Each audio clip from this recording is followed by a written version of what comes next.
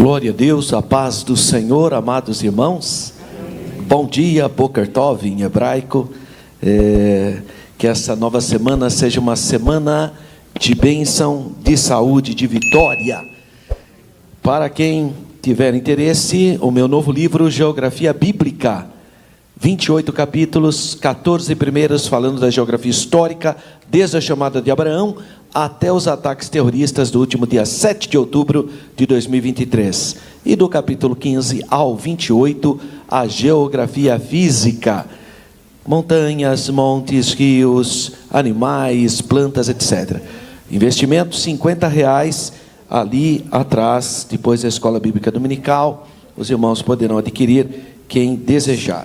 Vamos pensar um pouquinho nessa lição, muito importante, lembrando que há duas ordens do Senhor Jesus. O batismo que nós vimos na aula de número 9, e hoje, aula de número 10, a ceia do Senhor, a segunda ordenança da igreja. Hoje, dia 10 de março, e o nosso texto áureo está em 1 Coríntios, capítulo 11, versículo de número 26. Ainda ontem nós tivemos aqui a Santa Ceia do Senhor, nós participamos aqui da Ceia do Senhor e foi lido esse versículo na hora da ministração, que fala então sobre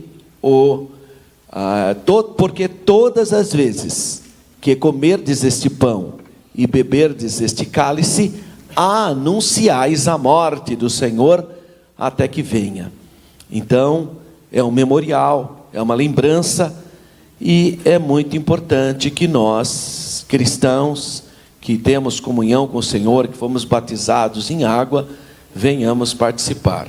É importante nós entendermos que a ceia não é para todo mundo. Tem gente que fala, não, mas Jesus falou para todos. Sim, mas só tinha 12 discípulos que acompanhavam Jesus, né, irmão? Vê se os sacerdotes que não estavam na fé vieram tomar ceia. Vê se qualquer judeu entrou lá e tomou a ceia. Não foi isso. Então, às vezes a pessoa, coitada, ela inventa coisa e depois pega em algumas palavras e despreza o contexto. Então, tem igreja assim, convida gente que não está em comunhão, não está em nada. Vem todo mundo tomar Santa Ceia.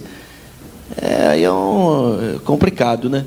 Na verdade, a instrução da tradição, porque como é que funciona? Quando as coisas não estão muito claras, quando as coisas são soltas, você precisa consultar as provas extras bíblicas, no sentido de quem esteve mais próximo, como fez aquela leitura, qual foi. Então, às vezes nós usamos também da tradição. Em que situação?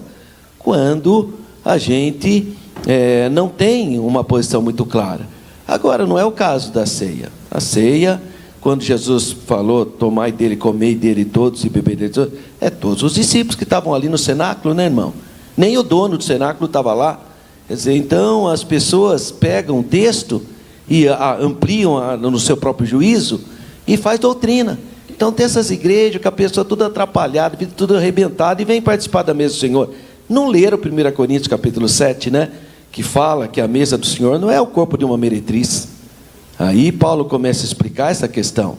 Então são gente que não lê a Bíblia com seriedade, faz coisa da cabeça, ou fazer média com o povo, né? Todo mundo pode tomar, todo mundo quer dizer, você não conhece a Bíblia, né, irmãozinho?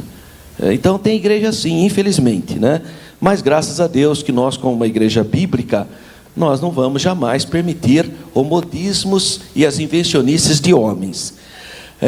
A nossa verdade prática fala que a ceia do Senhor, como ordenança, celebra a comunhão do crente com o Senhor Jesus ressuscitado. Então essa é a verdade prática. E a leitura bíblica em classe é o texto da ceia, que nós lemos inclusive ontem, aqui, 1 Coríntios, capítulo 11, versículos 17 a 34.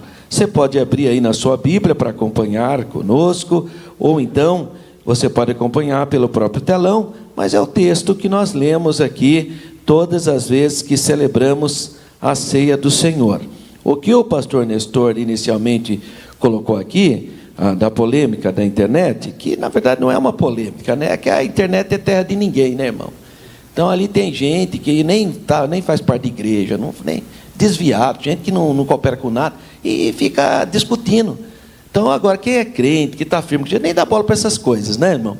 Mas, como a internet é terra de ninguém, você fala que vem na sua cabeça, ainda as coisas, as regras não estão muito claras, então não dá, às vezes, nem para a gente contestar nada, porque as coisas não estão muito claras.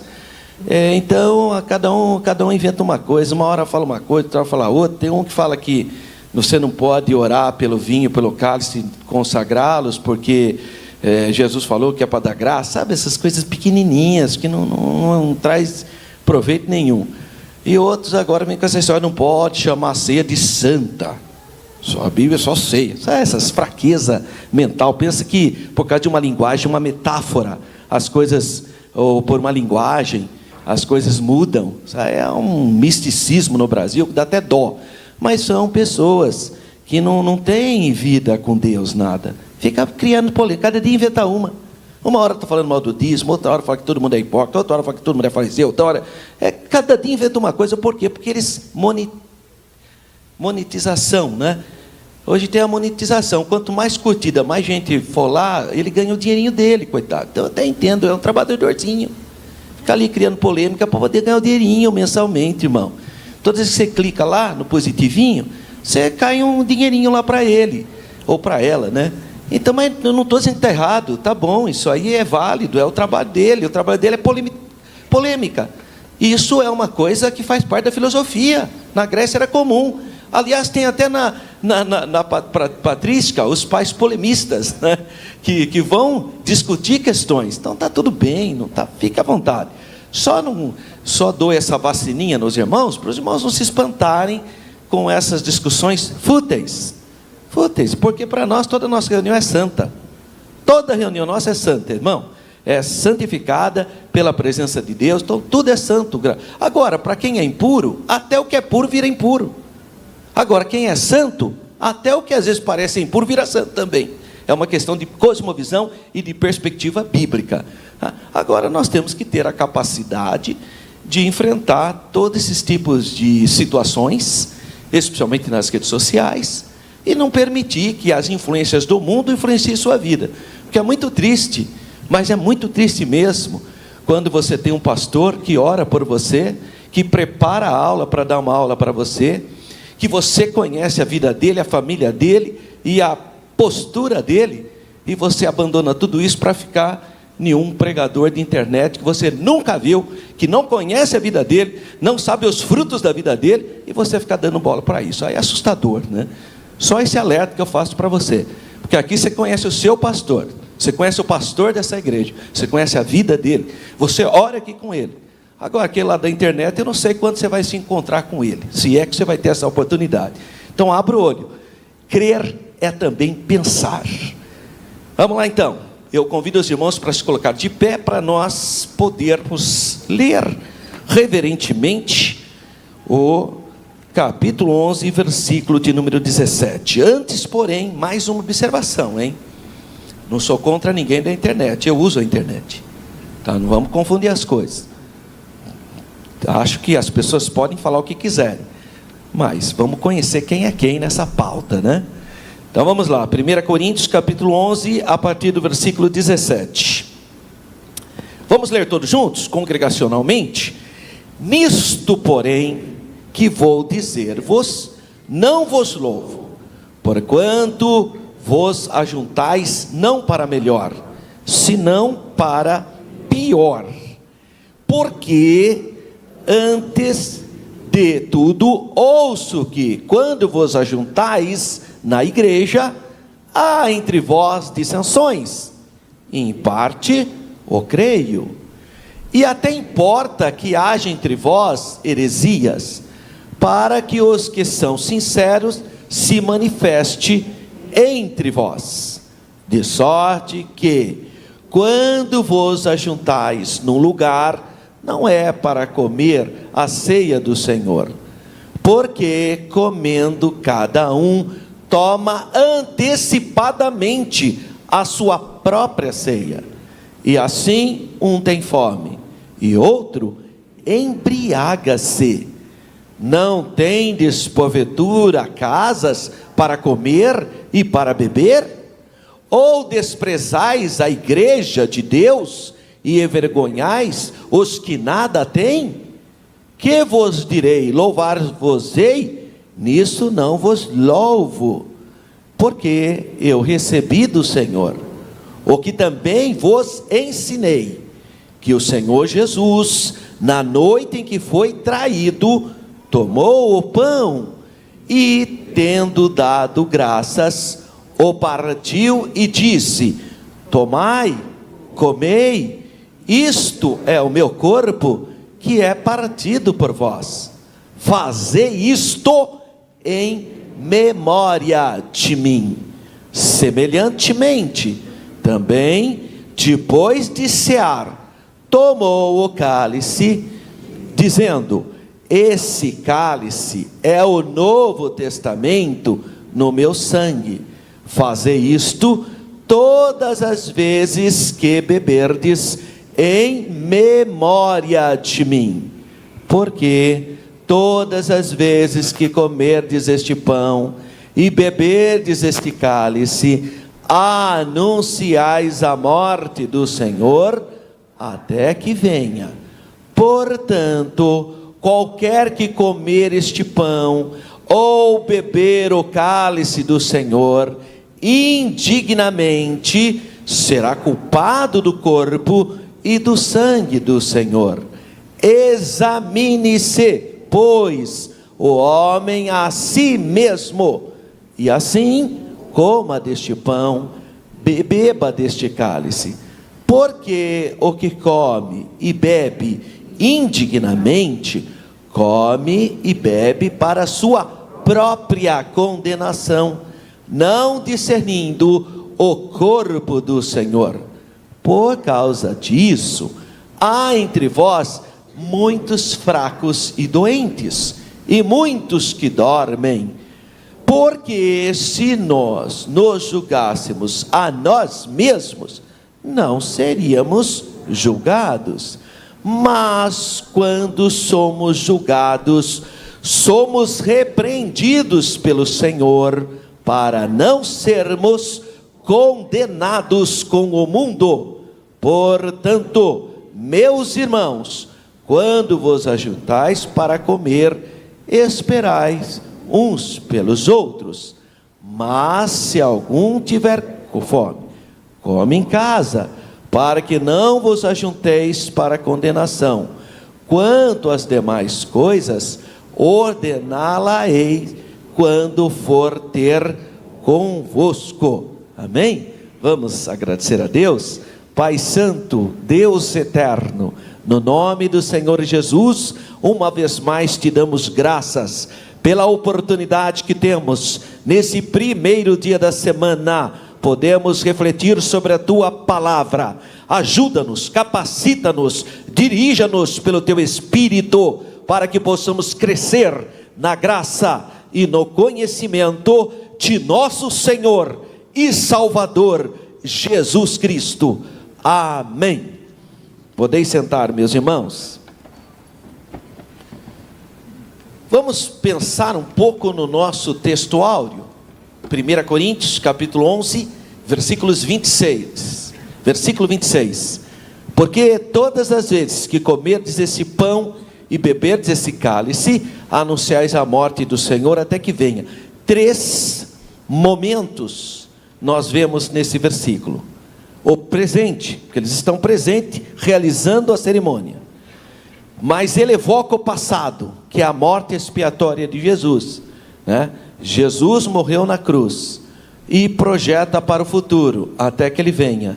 Então, em um único versículo, vemos 3 aspectos de temporalidade para nós hoje, obviamente, não para eles que estão ali, porque eles estão vivendo o presente, e como se fosse uma profecia da morte e da volta de Jesus. Para nós hoje, então, quando nós realizamos a ceia, nós estamos no presente, fazendo a ordenança do Senhor, evocando algo do passado e projetando algo para o futuro. Então, por quê? A cerimônia em si, a morte e a volta.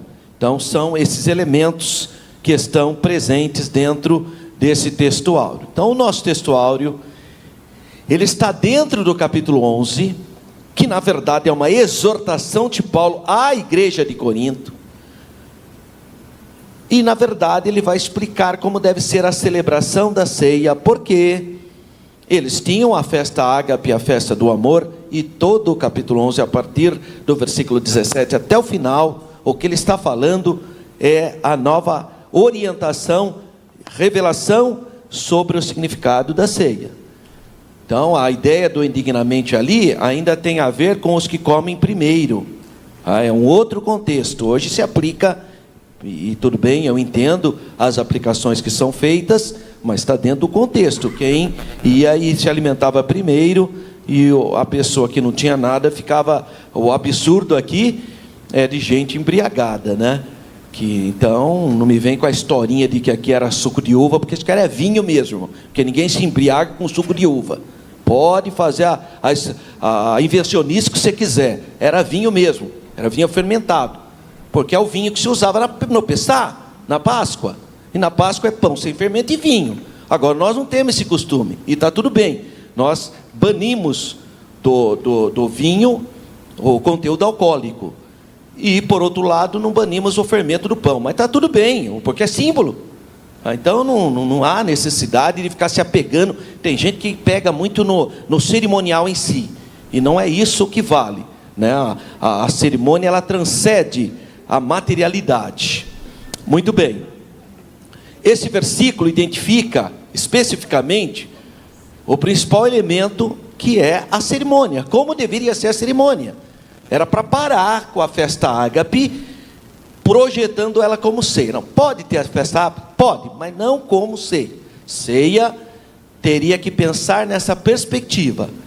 Por que eu não posso comer demais e nem me embriagar? Porque eu tenho que fazer a reflexão da morte expiatória e o desejo da volta dele. Então não seria mais um jantar de amor.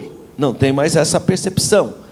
Mas é Paulo que vai pontuar isso para nós. Qual é a experiência da ceia? Jesus na Páscoa.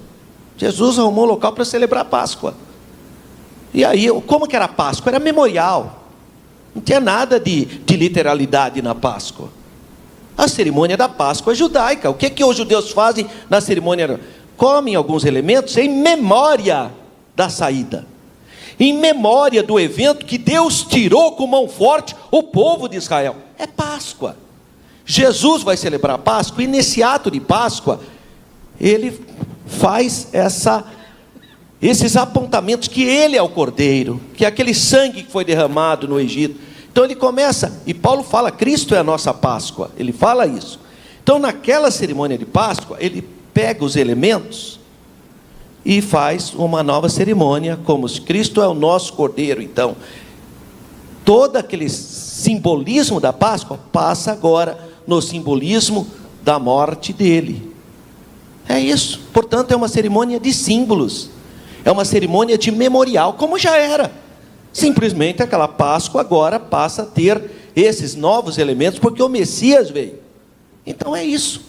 Não sei porque tem gente que quer materializar algo que não é, que é simbólico, porque a Páscoa era simbólica. Agora estão tentando transformar uma cerimônia em literalidade. Estranho, muito estranho, porque o que Jesus celebrou foi a Páscoa, só que agora ele apresenta os novos elementos. Então ele começa dizendo: anunciais a morte do Senhor. O significado, por que é importante anunciar a morte de Jesus?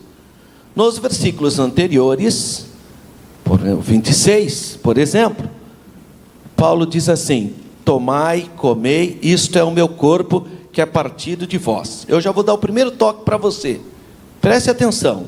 Quem é que está falando? Jesus pega o pão, parte, e aquela refeição de Jesus não era ainda com esse pãozinho pequenininho não, como Paulo vai propor depois. Era pão mesmo, pãozão. Cortava o pão e dava um pedação de pão para a pessoa. E Jesus fala assim: fazer isso em memória de mim. Olha o que Jesus fala, ele pega o pão e fala: esse é o meu corpo. Primeiro elemento, não tem jeito de Jesus estar naquele pão. Por quê? Porque ele já estava ali. Para que ele precisa se projetar no pão, se ele já está presente?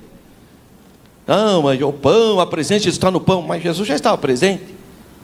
Então já vem o primeiro problema aí para quem segue aquela linha que achar que o corpo de Jesus estava presente no pão.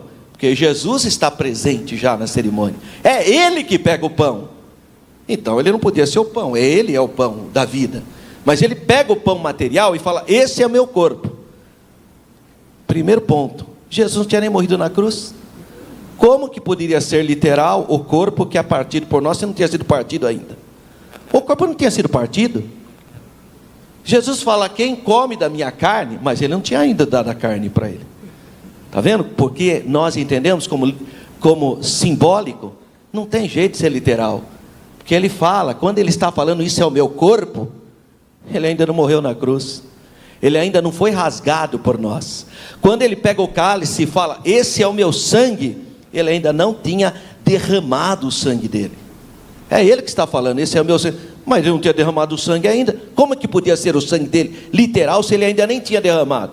Porque Ele está falando de elementos simbólicos. São símbolos. É como se aquele seria o símbolo do sangue dele. Esse pão, o símbolo do meu corpo, que ia ainda ser partido e que ainda ia ser derramado.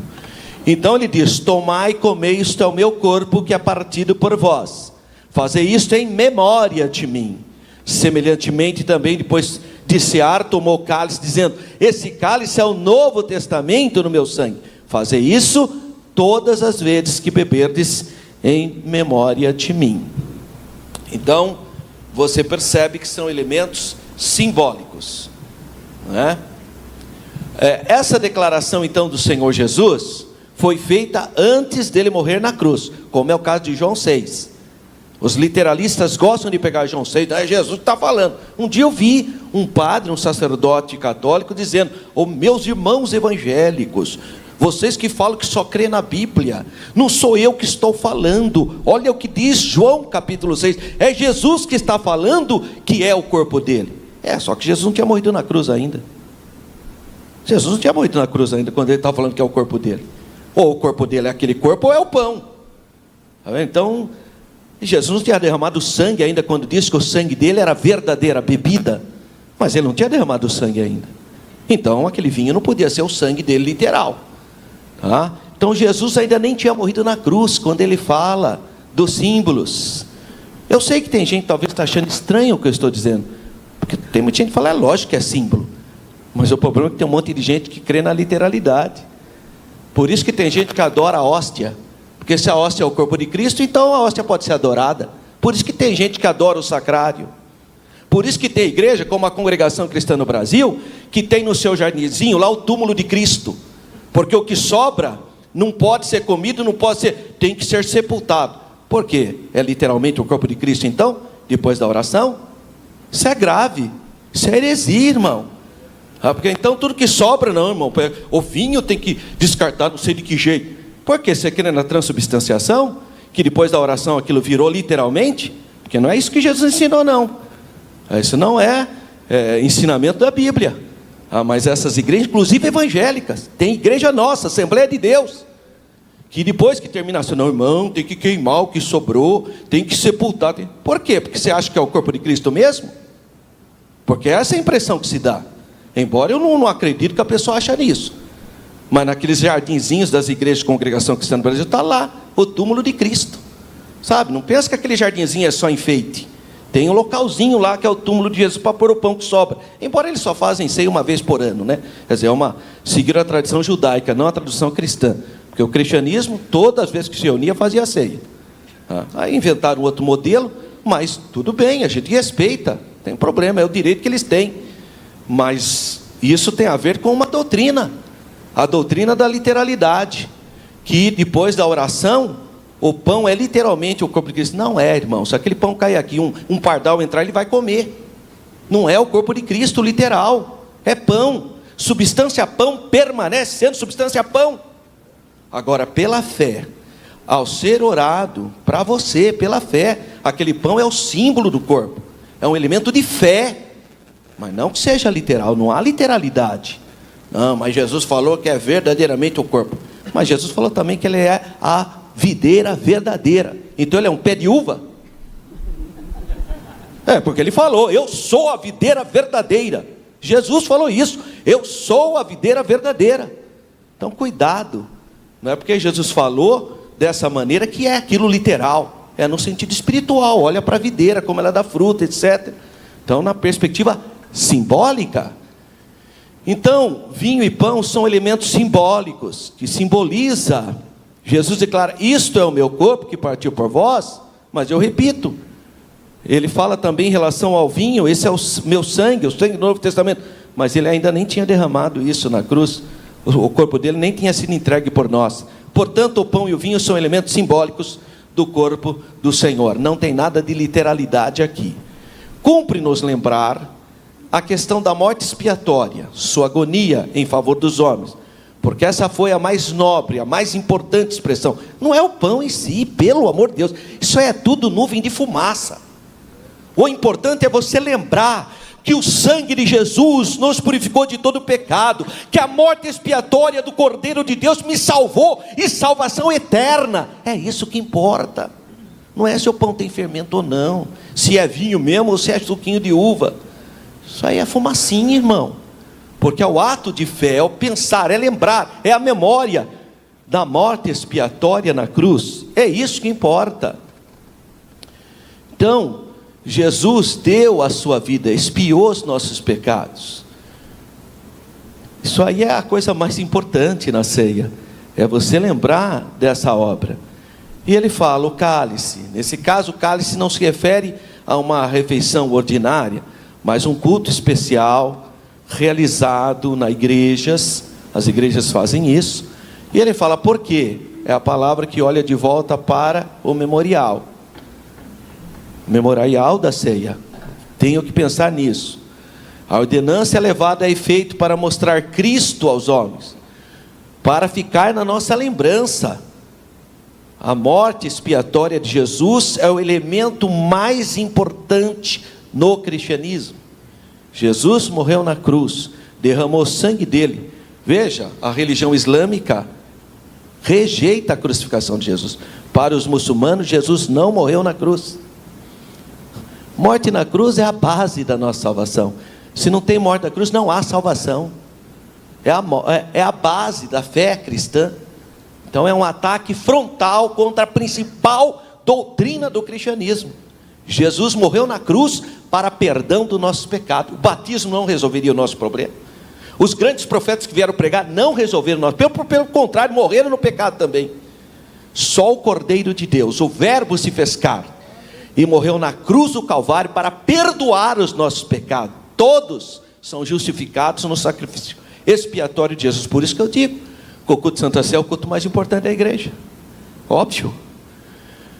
Então eu preciso manter esse sacrifício na minha mente, pensando nisso, mantendo essa comunhão. Podemos fazer isso através então dessa cerimônia chamada de Santa Ceia, porque é algo separado, é algo específico de reflexão pelo sacrifício expiatório do Senhor. O irmãozinho lá que falou na internet: não sei por que Santa Ceia, a Bíblia fala só ceia. Não está na Bíblia a palavra santa, só está ceia. Também não está na Bíblia a palavra Bíblia, né? Então não chame mais Bíblia de Bíblia, porque não está na Bíblia. O fato de que devemos procurar manter viva e ativa a memória de sua pessoa mostra-nos que ele está física e visualmente ausente. O próprio Paulo, em 2 Coríntios capítulo 5, fala que enquanto estivermos nesse corpo, estamos ausentes do Senhor. Por isso que ele fala que eu tenho vontade de partir, porque estar contigo é muito melhor, porque ele vai estar literalmente na presença do Senhor após a partida. Então, enquanto nós estamos nesse corpo, nós fazemos a memória, porque visivelmente estamos ausentes. Então a cerimônia também olha para a restauração da sua presença até que ele volte, não é? Ou seja, fala da parousia, que é o advento, a volta do Senhor, que todos devem esperar. Então o Senhor declara para realizarmos esse ato simbólico em memória dele, em memória da sua morte expiatória. O corpo que é partido em memória dele. O sangue que é derramado em memória. E nós anunciamos então a morte do Senhor. Então nós estamos falando do quê? Nós estamos falando da importância da morte expiatória do Senhor Jesus. Porque esse é o elemento mais importante da ceia. Não é nada nem. Isso que é importante. Ou você acha mesmo que uma cerimônia, um jantarzinho seria o mais importante do que a essência, a ideia principal? Esse era o cuidado de Paulo. Paulo começou a perceber que o elemento principal estava sendo tirado. Aí começou aquela confusão, comia muito, outro comia muito. Sim, mas o principal é a morte expiatória, é a memória que é o importante. Não era o ritual. Então ele vai ser obrigado a chamar as pessoas para uma nova perspectiva. E olha que ele fecha, se você ler o versículo 34, ele fala assim, ó: mas se alguém tiver fome, ele volta de novo a falar no assunto, hein? Porque a ideia principal é a morte expiatória de Jesus. Agora, vocês estão brigando por causa de que um come muito, um come primeiro. Se alguém tiver fome, come lá na sua casa. Tá, vamos resolver esse assunto. Agora, vamos para o contexto, né? Essa sociedade não é como a nossa. Toda hora você come, irmão. Toda hora acorda, come. Daqui a pouco 9 horas, come. Termina a escola dominical, come. Aí almoça. Daqui a pouco às 2 horas, come. E depois o café da tarde. Daqui a pouco, antes de vir para a igreja, come, porque senão vai ficar com fome no culto. Mas depois que voltar, come de novo, porque aí está com fome. E antes de dormir, come. A nossa sociedade é sociedade de consumo. A gente come muito. Essa sociedade, quando comia uma vez por dia. Quando tinha comida. Muitos irmãos só comiam naquele dia, vinham com fome. Só nesse evento que eles comiam bem. Então é uma sociedade diferente, não dá também, por isso que às vezes você não consegue entender muito nisso. Quando ele fala que esperais um pelos outros, hoje a gente usa também em outro contexto. Está errado? Não, pode usar, não tem problema nenhum. Mas o um pelos outros aqui, é porque exatamente um comia a refeição primeiro e o outro ficava com fome. Não, irmão, espera um pelo outro, para não haver esse desnivelamento. E ele fecha dizendo, mas se alguém tiver fome, come em casa, para que vos não junteis para a condenação. Ó. É isso que ele está dizendo, a discussão é essa, por isso que você tem que examinar. Poxa, examine, irmão, é certo o que você está fazendo? É uma cerimônia bonita de glorificação espiritual, está havendo uma coisa de confusão. E aí ele fala, quanto às demais coisas, eu ordeno quando eu estiver presencialmente. Então ele está orientando a igreja a celebrar a Santa Ceia com o tema principal, a morte expiatória do Senhor. Temos que entender o significado e a importância da morte do Senhor Jesus para manter essa memória. E lembrar até quando? Até quando eu tenho que lembrar? Até quando eu tenho que realizar a ceia? Até quando? Até que ele venha. Quando Jesus vier, pronto, aí a gente vai celebrar as bodas com ele. Aí é um outro momento. Por que é importante anunciar a morte do Senhor até que ele venha? Porque a morte de Jesus é expiatória. É a única. Não tem mais nada. Para ser salvo, só através do sangue de Jesus. Pode inventar a filosofia que você quiser, pode seguir a religião que você quiser, mas se você não aceitar Jesus, se não aceitar o grande amor de Deus, crer no sangue vertido na cruz, não tem salvação. Então é a base de tudo. Tem que crer nessa obra expiatória do Senhor Jesus. Hebreus 2,17. Por isso convinha que em tudo fosse semelhante aos irmãos, para ser misericordioso e fiel sumo sacerdote, naquilo que é para Deus, né? Para expiar os pecados do povo. Jesus, em Levítico, capítulo 16, fala de 2 bodes, o expiatório e o emissário. Ambos são para a purificação do pecado. Os 2 bodes, um que leva o pecado e outro que tira o pecado. Jesus, conforme Isaías 53, né? Ele é o cordeiro que leva o nosso pecado, ele toma sobre si o nosso pecado e expia o pecado. Então aqueles 2 bodes, ambos, tanto o expiatório como o emissário, é o símbolo de Cristo, que leva o nosso pecado e tira o nosso pecado. Não como alguns grupos religiosos ensinam, que um bode é Jesus e outro é Satanás, porque aí sem querer eles colocam Satanás no plano da salvação, e isso é uma grande blasfêmia. Inaceitável isso. Expiação é uma palavra hebraica que significa cobrir, literalmente, purificar, quitar, reconciliar, pacificar, ser misericordioso. Então a morte de Jesus foi uma morte expiatória. O seu propósito era tirar o pecado. É o que João Batista fala quando vê o Senhor Jesus, né? Eis o Cordeiro de Deus que tira o que a água não faz, a água batismal não faz. Pode dar 50 batismos na pessoa, não adianta. Não adianta. A consciência do ser humano não vai apagar os pecados por causa de água. Pode passar o produto mais limpo que você tiver, e as irmãs e os irmãos também que lavam as coisas, pode passar o produto que você quiser. O branquinho para corrigir, acho que nem tem mais, né? Naquela época tem o branquinho na escola para tentar. Não adianta. Pecado, só o sangue de Jesus. É por isso que nós celebramos a Santa Ceia, porque é um ato da misericórdia de Deus poderoso. E ele fala até que venha. Então a comemoração da ceia do Senhor, ela é uma expectação. Nesse momento nós estamos comemorando pensando na volta dele. Essa presença física será restaurada. Paulo vivia essa expectação, aquela esperança contínua.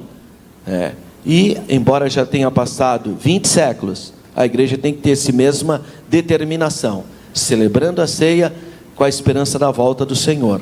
Mediante a adição dessas palavras, ele determinou a prática contínua dessa ordenança, que é a ceia do Senhor, até a restauração ou da presença de Cristo, quando ele vier arrebatar a sua igreja, conforme 1 Tessalonicenses capítulo 4. O Evangelho de Mateus concorda com Paulo em seu entendimento escatológico. Mateus 26, 29, que ele fala das bodas do Cordeiro. Então, escatologicamente, eles estão em simetria.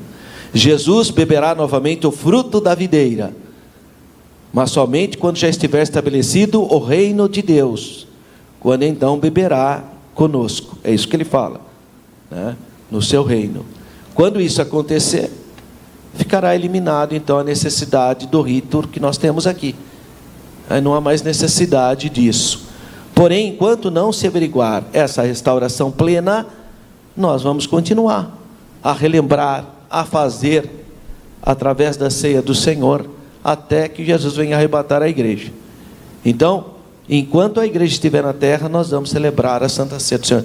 Não tem, vi um indivíduo falando, não sei porque tem culto de Santa Ceia. É muita fraqueza mental, né? Quer dizer, não entendeu nada. É claro que tem que ter. Não, minha igreja não tem Santa Ceia, porque não é igreja. Para ser igreja, tem que ter o culto de Santa Ceia. O culto mais... Aliás, eu falei, eu vou repetir. Jesus não falou, fazei culto da mocidade. Nós temos aqui, não está errado. Pode fazer. Tem também lá no Padre Getúlio, está tudo certo. Mas Jesus não mandou fazer culto da mocidade. Não mandou, irmão. Não mandou fazer o culto do Pai. Não mandou fazer o culto do círculo de oração. Não mandou. A gente faz porque é uma necessidade. Santa Ceia ele mandou, viu? Santa Ceia ele mandou, e batismo ele mandou. Então isso tem que fazer. O resto a gente faz com alegria, está tudo certo, mas não põe uma coisa superior à outra, porque não é. Batismo e Santa Ceia são ordenanças do Senhor Jesus. O resto está tudo bem, pode fazer, glória a Deus, mas jamais. Irmão, é aniversário do círculo de oração, então nós vamos ter que cancelar a Santa Ceia. O quê? Cancelar? Você está de brincadeira, né, irmão? Jamais. Mude o seu círculo de oração. Irmão, é festa da mocidade, vamos cancelar a Santa Ceia. Não, senhor. Cancela a sua festa da mocidade. Santa Ceia permanece. Não pode. Vocês não estão entendendo a diferença? O que é principal e o que é acessório. Então nós temos que ter essa percepção. A natureza da ceia do Senhor na tradição cristã. Eu preciso de muita atenção sua agora. Por quê? Porque existem 3 interpretações desse versículo. A primeira é a tradição católica. A tradição católica, ela prega a doutrina da transubstanciação. Então, o romanismo católico compreende de forma literal as expressões dadas por Jesus. Eu até fico, às vezes, meio pensativo. Porque se existe uma igreja que vê tudo como simbólico, é a igreja católica. Mas quando chega na ceia, aí muda. Aí é literal. Eu não sei qual é a regra hermenêutica usada por eles. Porque o Apocalipse é tudo simbólico. Adão e Eva é simbólico. Tudo é simbólico. Uma hora que chega na ceia, não, aí é literal. Tem alguma coisa meio estranha nessa interpretação. As expressões ditas pelo Senhor Jesus: isto é o meu corpo, este é o meu cálice, este cálice é o meu sangue, é entendido como literal. De que maneira? Quando o sacerdote católico faz a consagração da hóstia, então aquilo vira o corpo de Cristo, depois da oração. Eu pergunto para você: Deus pode fazer isso? Depois de orar por um pedaço de pão, aquilo virar literalmente o corpo? Pode, Ele é Deus. Se Ele quiser fazer, Ele faz. Mas não fez, irmão. Não fez. Tanto é que não fez, que a Igreja Católica precisou de 11 séculos para uma explicação filosófica do assunto. Foi só no século XI, quando Santo Tomás de Aquino, com base na filosofia de Aristóteles, explica entre aspas, né? Claro, não havia teste de DNA, não tinha nada, então ficou mais ou menos explicado o seguinte: após a consagração do sacerdote, a substância pão passa a ser substância corpo. Então, vou repetir: no catolicismo, após a consagração da hóstia, a hóstia passa por uma mudança de ela se transforma de substância pão para substância carne. Esse é o ensinamento da Igreja Católica. Tem depoimento de pessoas que morderam a hóstia, esse é o sangue, porque é pão literal, segundo o catolicismo. É por isso que eles adoram a hóstia. Porque se depois da consagração aquilo virou o corpo de Cristo, então o corpo de Cristo pode ser adorado. É óbvio. Então, no catolicismo, se ensina a transubstanciação. Vou repetir: substância pão se transforma em substância corpo. Uma base filosófica. O problema é que hoje, com as tecnologias que nós temos, substância pão, após a consagração, continua sendo substância pão. Não vira substância corpo. Pode pegar, faz os exames. Pega lá a substância pão, depois da consagração, faça a análise de novo. Vai ser substância pão, a mesma coisa. Ah, mas pela fé. Bom, mas aí você está falando de fé. Eu estou falando da razão. Aqui é uma questão de racionalidade. Já que você usou filosofia, substância pão, depois da consagração, continua sendo substância pão. Não existe a transubstanciação. Não existe a mudança de substância.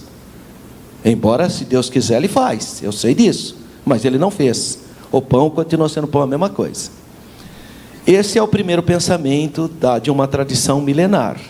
Transubstanciação, então, é o processo que transforma uma substância em outra. Presença de Jesus Cristo na Eucaristia. Termo usado para explicar a transformação do pão e do vinho no corpo e no sangue do Senhor. Isso aí é uma coisa que a Bíblia não mostra isso aí de maneira alguma. Há pelo menos 2 problemas com essa interpretação. Tem mais, mas vamos pegar 2. Primeiro, de natureza lógica racional. Pois quando Jesus celebrou a última Páscoa, Ele estava presente. Portanto, não poderia estar fisicamente no pão, muito menos no cálice, já que fisicamente Ele já estava lá. Então, não tem o menor sentido. Por que Ele vai estar no pão se Ele está presente fazendo o ato? Então, não tem o menor sentido. Então, o primeiro problema. Por outro lado, entender essas palavras de forma literais e não como metáforas, cria o problema de natureza exegética. Por quê? Jesus disse que Ele é a porta. E agora? É literal ou é simbólica? Jesus fala: eu sou a porta. Como é que faz? Ah, mas ali... Quando Jesus falou que Ele era o pão, Ele falou: eu sou verdadeiramente. Eu já dei o exemplo da videira, João 15. Jesus também falou que é a videira verdadeira. E nem por isso a palavra verdadeira não mudou o símbolo. São símbolos. Jesus falou: eu sou o bom pastor. Mas Jesus não era pastor de ovelha. Ele era carpinteiro. Então como que Ele falou que Ele é o pastor? Então não é literal. É que Ele ia ter as ovelhas, seus seguidores. Então tem várias expressões. A pedra, né? Jesus é a rocha, a grande pedra. Então são metáforas, símbolos. Então, essa é a tradição católica. Eles creem na doutrina da transubstanciação a partir do momento em que o padre ou sacerdote católico apresenta diante de Deus substância pão para o católico. Substância pão se transforma em substância corpo, literal. Claro que, eu repito, filosoficamente, no século XI, Tomás de Aquino tentou explicar isso. Eu até entendo se a pessoa chegar para mim e falar, você não acha que Deus tem poder de orar para o pão e ele literalmente virar carne? Acho, Deus tem poder. Mas não é isso que acontece quando você faz sua missa lá. Pode orar, consagrar, depois você pega o DNA do pão, ou o exame do pão é pão. Aí depois da oração você vai fazer o exame, é pão, mesma coisa. Não mudou nada. Então não dá para falar que é literal. Vamos para a tradição protestante. Lutero, que vem do catolicismo, ele é um monge agostiniano. Ele olhou aquilo e falou, não, realmente tem uma coisa muito errada aí. Então nós vamos apresentar uma outra tradição. Pão é pão mesmo, a substância pão é pão. Mas depois da oração, o corpo de Cristo está junto. Então fica como consubstanciação. Pão é pão. Mas depois da consagração, o pão já não é só pão. É pão e corpo. Porque o corpo de Cristo, quer dizer, também não funcionou. Eu não sei se melhorou. Eu não sei se melhorou ou piorou. Eu só sei que ele tentou usar da racionalidade. Não, de fato, o pão é pão, depois a oração é pão, se você for examinar é pão, a mesma coisa, mas está também o corpo de Cristo. Isso é a chamada consubstanciação. Então, repetindo, no catolicismo, o pão muda de substância e vira corpo. É a doutrina da transubstanciação. E isso funcionou para muito tempo, até que veio a ciência. Que antes da ciência, quem ia questionar o quê? É uma questão de fé, de mistério. O próprio padre, quando ele estava, eis o mistério de Deus. Então, as pessoas criam. Mas hoje, com a ciência, fala, oh, meu amigo, esse pão aí é pão, a mesma coisa. Não vem falar que isso aí agora é o corpo de Cristo, ao ponto de adorar, de comer, de fazer a hóstia dissolver na língua, porque senão não pode morder o corpo de Cristo. Ficou complicado, né? Bom, a tradição protestante sugestiona o seguinte, não, é pão mesmo. Não muda, mas está também, então, consubstanciado, pão e corpo. Essa foi a saída de Lutero. A tradição luterana, então, divergiu da Igreja Católica, nega que os elementos da ceia, o pão e vinho, se transformem em corpo de Cristo. Contudo, afirma que o corpo físico de Jesus está presente no pão. Essa foi a explicação luterana. Consubstanciado. Substância pão com o corpo, consubstanciação. Como se vê, Lutero não conseguiu sair dessa tradição. No fundo, ele ainda tinha uma ideinha de que o corpo de Jesus estava literalmente ali, né? E finalmente, qual é a nossa tradição? Que a igreja pentecostal acolheu. Bom, a tradição pentecostal entende que o pão e vinho não se converte, não existe transubstanciação, não existe consubstanciação. Para nós, o elemento pão, depois da oração, continua sendo elemento pão. O elemento vinho, depois da oração, continua sendo elemento vinho. Não há mudança de nada, tá? Não se converte fisicamente no corpo de Jesus, nem tampouco Jesus está presente fisicamente nisso. Nós não cremos nisso. Assim, o pão e o vinho são apenas símbolos, simbolizam. Por isso que o pão continua sendo pão depois da oração, porque é o símbolo, e o cálice é o símbolo do sangue. Contudo, Jesus se faz presente espiritualmente. Então nós temos uma perspectiva espiritual. Pela fé, é o símbolo do corpo de Cristo e tal, mas não que seja literal. Literal não, porque não é mesmo. Não tem a menor chance de achar em literalidade. Essa é a posição da maioria dos pentecostais. Por que a maioria? Porque tem pentecostal que no fundo age igualzinho o catolicismo e Lutero. Principalmente aquele que fala assim, a hora que terminar o culto, irmão, nós vamos pegar esse pão, vamos dissolver em água. Mas por quê? Por que você vai dissolver em água? Não, porque nós oramos, foi consagrado. Sim, mas ele mudou de natureza? O pão não é mais pão? Não, veja bem, não tem veja bem, irmão. Pode dissolver em água? Pode. Pode enterrar? Pode, desde que você saiba que aquilo é apenas pão. Tanto é que se depois o resto do pão que sobrou, falar, vai lá meu filho, toma café, não vai mudar nada. Porque é o ato que vale. É aquele momento, depois, quando você pega, o que sobrou, irmão, não é corpo, não é o sangue. Agora, se você acha que aquilo lá tem que cuidar alguma coisa, eu faço a pergunta, por quê? Por que você tem que enterrar aquilo? Por que você tem que queimar o que sobrou? Por que você tem que desfazer em água? Qual é o motivo? É o quê? Porque você acha que depois da oração aquilo virou corpo? Porque você acha que depois da oração aquilo está tão sagrado que ninguém mais pode tocar? É isso? Então esse é o problema. E tem muitos pentecostais que ainda seguem essa tradição, achando que depois o resto que sobra é algo tão sagrado que precisa fazer um túmulo de Jesus na igreja. Porque o pão é o corpo de Jesus. Aí termina o culto, os irmãos pegam com muito amor o pão que sobrou, guarda e faz o sepultamento do santo corpo de Jesus.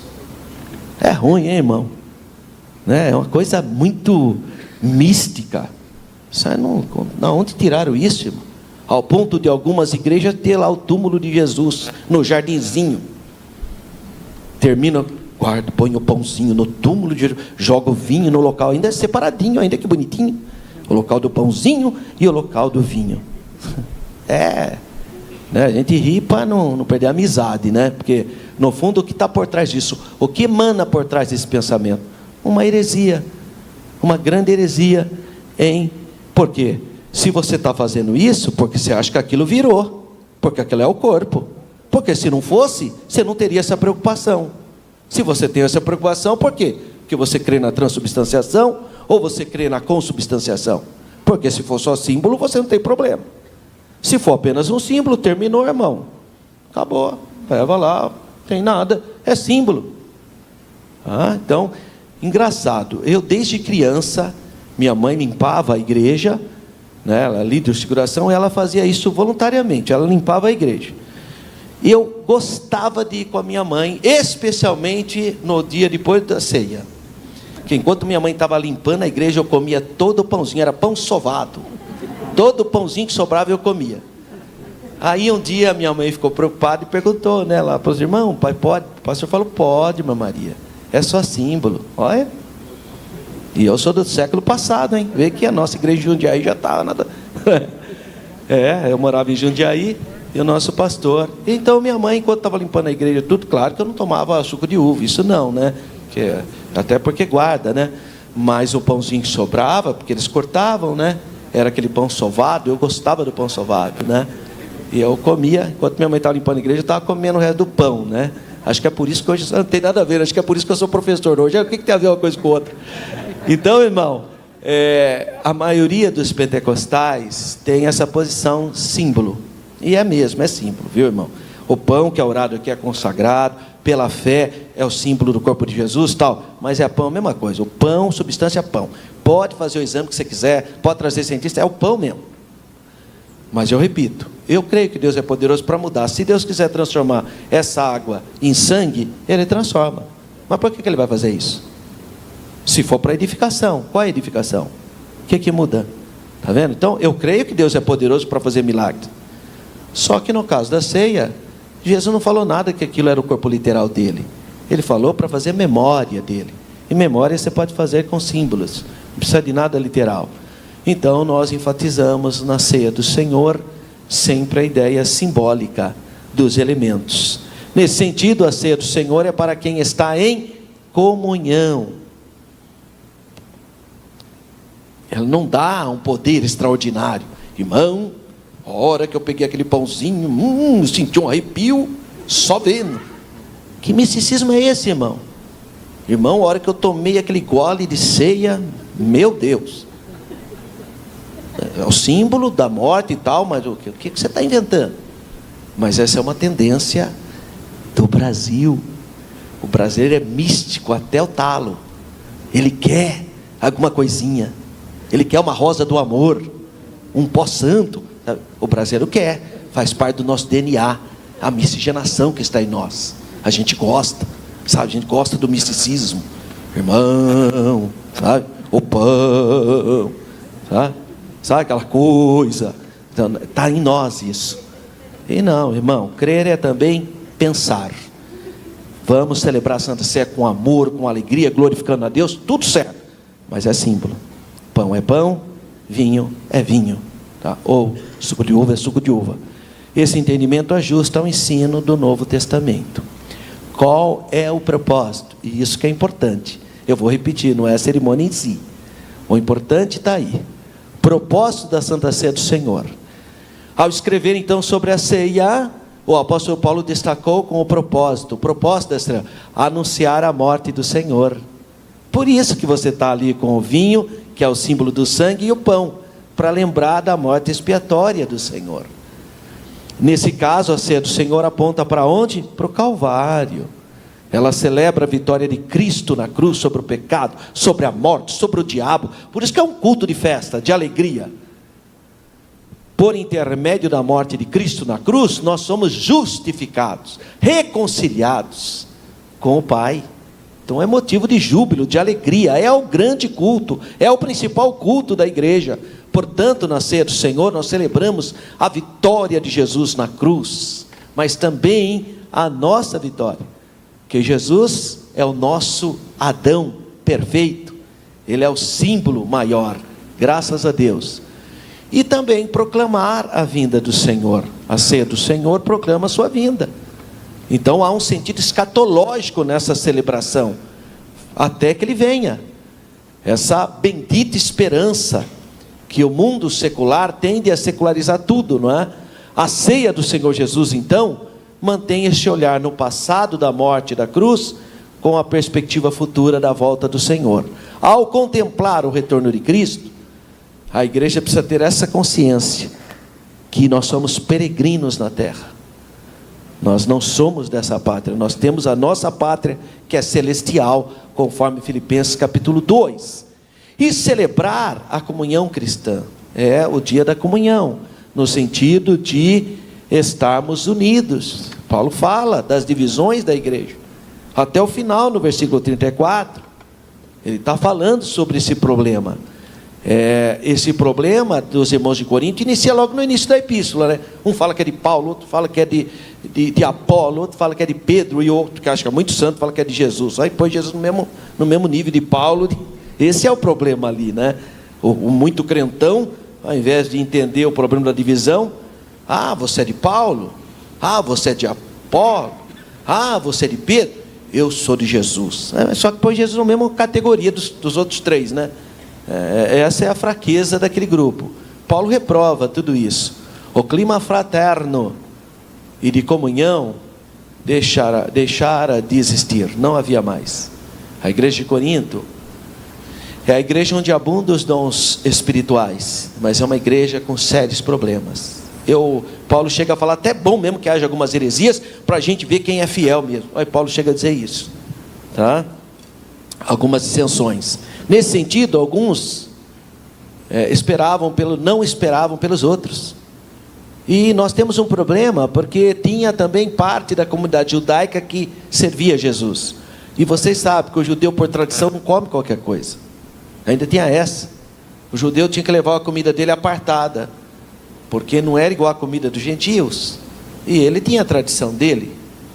Então, se negava a comer certos alimentos que os gentios comiam. Então ainda tinha essa ainda. Então fala o seguinte, você come na sua casa, aqui nós vamos fazer a Santa Ceia.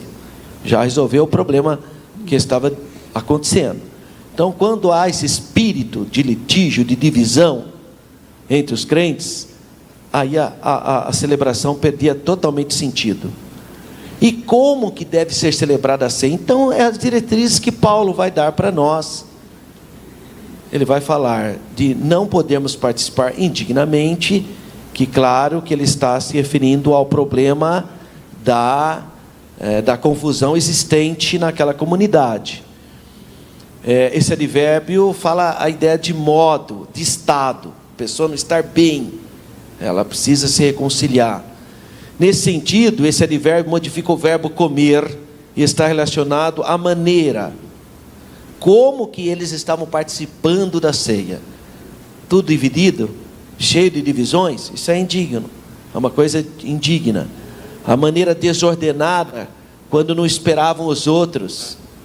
A maneira indisciplinada de não conseguir esperar os seus próprios irmãos. E como comiam de maneira errada. Porque como comiam uma única vez, se empanturrava, porque não sabia quando viria a próxima refeição. Então, quando tinha... A Bíblia fala, irmão, para você dar graças a Deus e comer de tudo. Não comer tudo. Porque tem gente que confunde, né? Acho que tem que comer tudo que está na mesa. Não, irmão. É de tudo, não é tudo. Pensa não é que todo mundo tem o direito. E ao ponto de alguém ficar embriagado, que é a coisa mais profana que tem. Até porque, claro, pão e vinho naquela sociedade era uso contínuo. Eles comiam natural, bebiam. Eu já falei isso para vocês. O motivo que eles tomam muito leite e bebem muito vinho, um dos motivos do mundo antigo, porque eles não tinham a sanasa. Sanasa, não tinha. Então não tinha tratamento de água. Aí a água, se ela não for bem cuidada, vocês sabem o que acontece. Então era melhor tomar leite ou então tomar o vinho, que era fermentado, não ia ficar doente, né? Por isso que não era para tomar para embriagar, era para tomar no sentido também de matar sede. E a celebração reverente que deve ser, né? Uma ceia. Ontem nós tivemos a ceia, coisa mais linda. Depois da exposição da palavra, o pastor Hermes louvando a Deus com a igreja, em cantos congregacionais. Isso que é a ceia, é a comunhão, é uma das coisas mais bonitas que nós temos.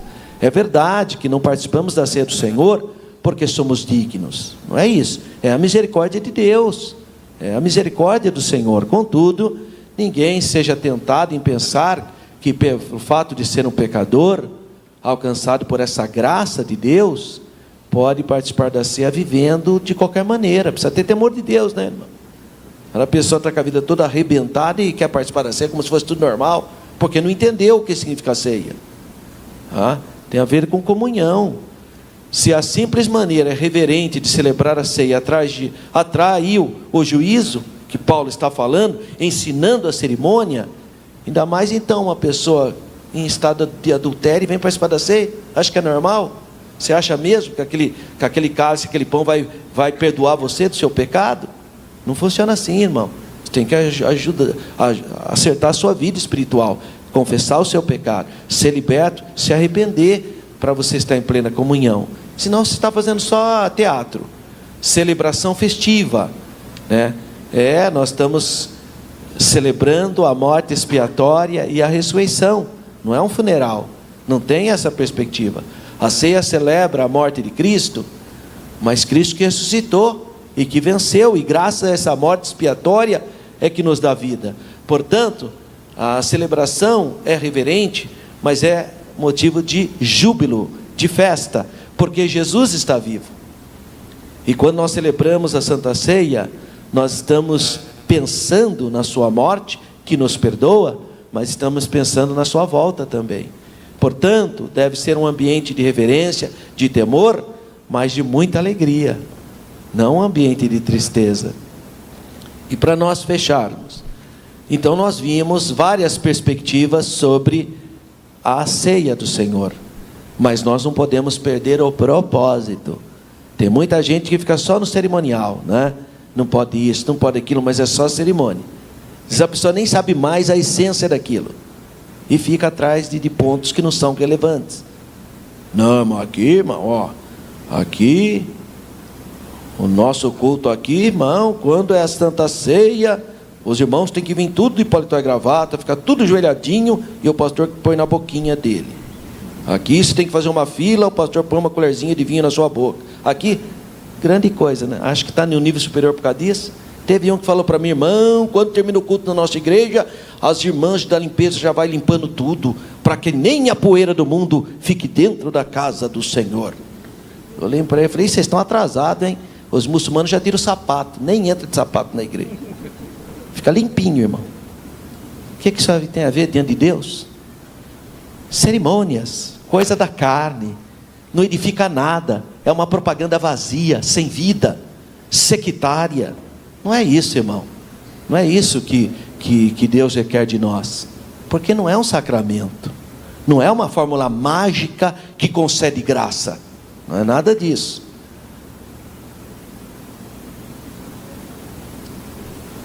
Cuidado, porque tem gente que acha que é uma fórmula mágica.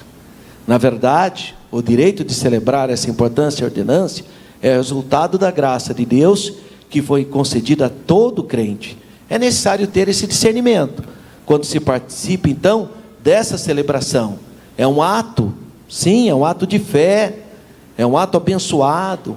O corpo e o sangue de Jesus no sentido simbólico, a morte expiatória, a volta de Jesus, que maravilha, esse é o culto da Santa Ceia, e nós temos que ter esse coração aberto para acolher essa importante cerimônia. Que Deus continue abençoando os irmãos. Ontem nós tivemos aqui o culto de Santa Ceia do Senhor Jesus, toda primeiro sábado do mês, nas nossas congregações, são mais de 150 congregações, e todo quarto domingo é na sede de setor. Quase que todo final de semana nós temos Santa Ceia, aliás, quarto sábado. Então, primeiro sábado, congregações, segundo sábado, sede, quarto sábado, nas subsedes, ou nas setoriais, de maneira que quase que nós temos Santa Ceia quase todo mês, Nós tínhamos antigamente, porque tinha a sede setorial, lembra? Regional. Então dava, todo mês inteiro tinha ceia, Só quando tinha 5 sábados que não dava. Então basicamente nós temos ceia do Senhor. E que dia que tem que ser celebrada a ceia? O dia que os irmãos quiserem convencionar. Porque o importante é a celebração, não é o dia. Tem gente que acha que esse calendário nosso é perfeito, Que ilusão. Você garante mesmo que hoje é domingo? Porque isso foi uma convenção humana. Então cuidado, não fala bobagem, É tudo uma questão. O importante é o que é importante? A morte expiatória do Senhor e esperar a Jesus até que Ele venha. Isso que é importante. Agora o pão, o vinho, o dia, a maneira de vir, se vai ficar ajoelhado, se vai ficar de pé, isso não é relevante. Eu estava saindo do hospital, cansado, sem forças. O pastor Eduardo foi levar a ceia para mim. Aí o que ele fez? Eu estava deitado, ele me levantou, me pôs sentado na cadeira e me deu ceia na minha boca, que eu não podia fazer nada disso, mas eu senti a presença de Jesus, a mesma coisa, como se eu estivesse aqui nesse culto lindo de ontem, onde Deus se fez presente. Isso é ceia, é o ato de fé, porque mesmo eu naquela condição, sem poder levantar a mão, eu estava em comunhão com essa igreja, eu estava em comunhão com o corpo de Cristo. É isso que vale, é a sua comunhão, amém? Que vocês tenham uma semana abençoadíssima. Próxima lição é o culto cristão. Pensa numa lição bonita, você não pode perder. E se você quiser adquirir o livro Geografia, lá atrás eu estou ali esperando por você. Um abraço, fiquem todos na paz do Senhor.